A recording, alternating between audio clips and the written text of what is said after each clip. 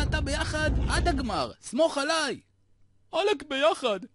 רגע, אחי, זה סתם מקצוץ בעין, חכה רגע. למישהו יש סטילה? בחסות סטילה, מצמוץ וזה עובר. שקט בבית המשפט. התביעה מוזמנת להציג את דבריה. כבוד השופט, כפרה עליך.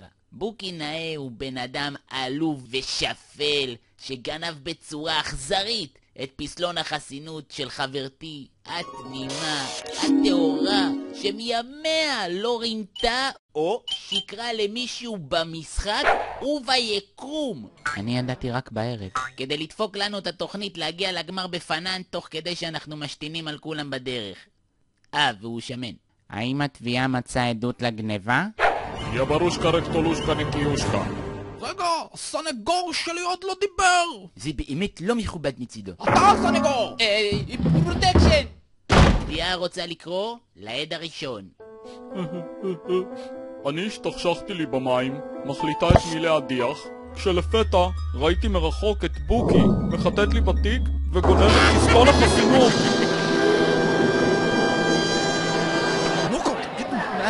אירקשן! לבוקי אין קרניים, יש לו דחורים. אין לי עוד שאלות. נו תוכה. מה, ללכת? לא. גברת ענת. טוב, לא נותר לי אלא... רגע אחד! זה משה הרקולס. אני יודע שכולם כועסים על בוקי על התעלול שעשה, אבל מי קבע שלשקר, לרמות או לנסות להדיח את איתי ולעוף בעצמך לאי התקווה פחות גרוע מגניבה?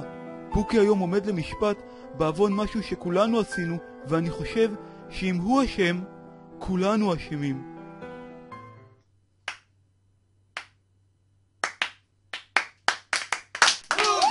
אובג'קשן! אין דבר כזה, לא רוצה. בוא טורצ'י, אנחנו הולכים למקום טוב יותר. חבר'ה, יש אורגיה באח הגדול! ידעתי! זה בטח הערבי והפלסטינל! יש ציצים?